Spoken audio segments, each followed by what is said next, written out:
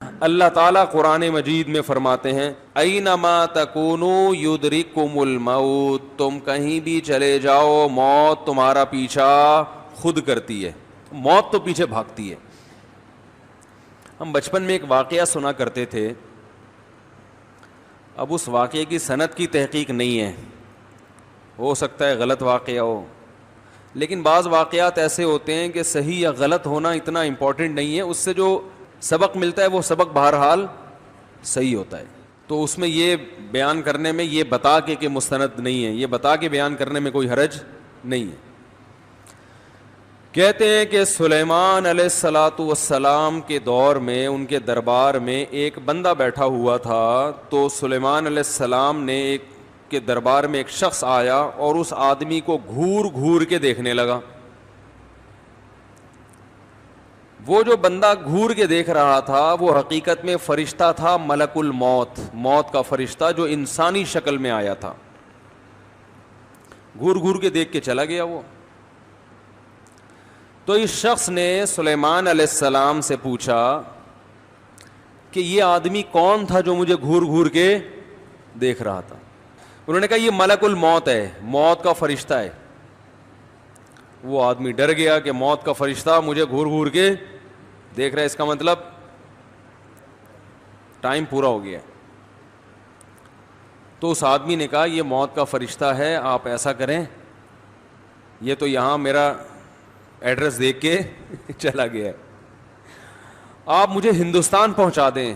ہوائیں حضرت سلیمان علیہ السلام کے تابع تھی نا، وہ تو ہوا میں تخت اڑایا، چل بھائی، جیسے آج کل جہاز چل رہے ہیں نا، ایسے سلیمان علیہ السلام کے تخت ہواؤں میں تیرتے تھے۔ تو سلیمان علیہ السلام نے کہا اچھا بھائی پہنچا دیتے ہیں۔ ان کو پتا تھا کہ جو موت کا وقت ہے وہ ٹل نہیں سکتا۔ ہوا کو حکم دیا، بھائی اٹھا کے لے گئی۔ پی آئی اے میں بٹھاتے تو پہلے ہی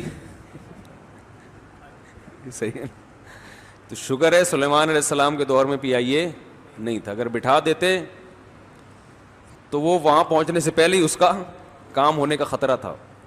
تو سلیمان علیہ السلام نے اس کو اٹھا کے کہاں پہنچا دیا؟ ہندوستان۔ اطلاعی کہ ہندوستان میں اس کا انا للہ ہو گیا، انتقال ہو گیا ہے۔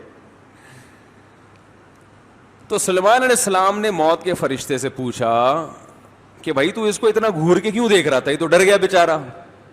انہوں نے کہا میں اس کو گھور کے اس لیے دیکھ رہا تھا کہ اللہ نے مجھے یہ کہا تھا کہ کل اتنے بج کے اتنے منٹ پہ ہندوستان میں فلاں جگہ پہ ایک بندہ ہوگا اس نام کا، اس کی روح قبض کرنی ہے۔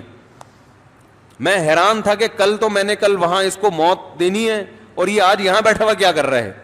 یہ تو تیز رفتار گھوڑے پہ بھی جائے گا تو کل تک ہندوستان نہیں پہنچ سکتا، جتنی بھی سپیڈ میں جائے گی۔ تو میں حیران اس پر ہو رہا تھا کہ اللہ نے حکم تو دے دیا لیکن سمجھ میں آنے والا حکم نہیں ہے، یہ کیسے پہنچے گا؟ تو جب میں کل وہاں میں گیا اگلے دن وہاں تو وہ اسی مقام پہ موجود تھا۔ اس کو کہتے ہیں اینما تکونو، تم جہاں بھی چلے جاؤ موت تمہارے پیچھے بھاگے گی۔ تو اس سے ہمیں صاف پتہ چلتا ہے کہ بھائی موت ہمارا پیچھا کر رہی ہے۔ آپ بعض مرتبہ کسی چیز کو زندگی کا سبب کے طور پر اختیار کرتے ہیں، وہی چیز آپ کی موت کا ذریعہ بن جاتی۔ باڈی گارڈ کیوں رکھے جاتے ہیں؟ ارے زندگی کے لیے رکھے جاتے ہیں نا، قاتل سے بچائیں گے، یہی گارڈ آپ کی موت کا ذریعہ بن جاتا ہے۔ کئی کیسز ایسے ہوئے نہیں ہے تاریخ میں، گارڈ نہیں مار دی گولی۔ آپ ایسی خوراک استعمال کرتے ہیں جو صحت کے لیے اچھی، وہی خوراک آپ کی موت کا ذریعہ بن جاتی۔